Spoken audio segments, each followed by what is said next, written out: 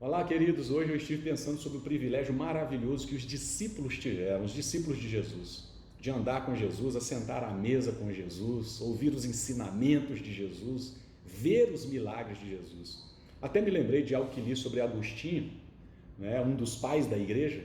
Certa vez Agostinho disse: existem 3 momentos na história que eu gostaria de ter vivido. Eu gostaria de ter, primeiro, gostaria de ter conhecido o Império Romano na sua glória.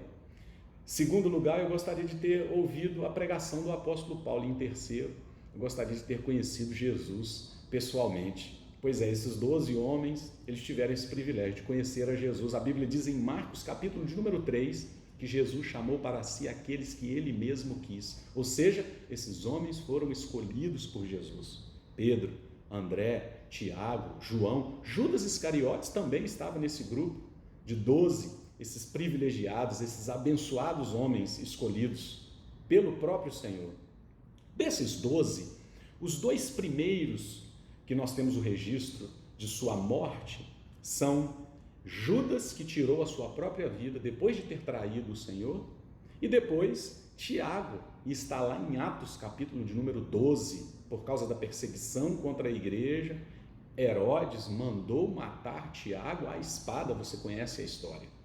Então, vamos parar para pensar, e está aqui o foco da minha reflexão hoje: a morte de Judas e a morte de Tiago.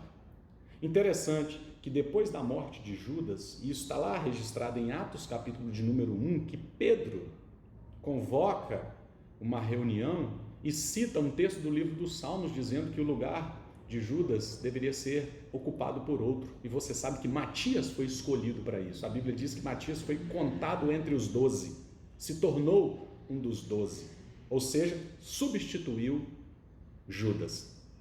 Ou seja, para aquele que traiu, uma substituição, outro tomando lugar. Quando Tiago morre, não diz que houve substituição, não diz que outro tomou o seu lugar, não diz que houve também reunião, que Pedro tenha convocado uma reunião para tal. Porque Tiago havia deixado um legado positivo, a sua história seria contada e aquilo que ele havia ensinado e vivido seria refletido na vida de outras pessoas que o conheceram.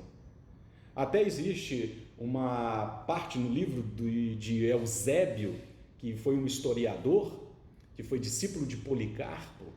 No seu livro História da Igreja, Eusébio diz que o guarda, que era o responsável por cuidar, por vigiar Tiago quando ele estava preso, se converteu e morreu por causa disso, e morreu junto com Tiago. Tiago deixou um legado, uma história. Judas precisou ser substituído depois da sua morte. A importância de nós deixarmos um legado, uma história que as pessoas possam contar, que a nossa família possa contar, que as pessoas que nos conheceram possam contar. E é sobre isso que eu queria que você pensasse. Um legado positivo para a próxima geração. Deus te abençoe e até o nosso próximo vídeo.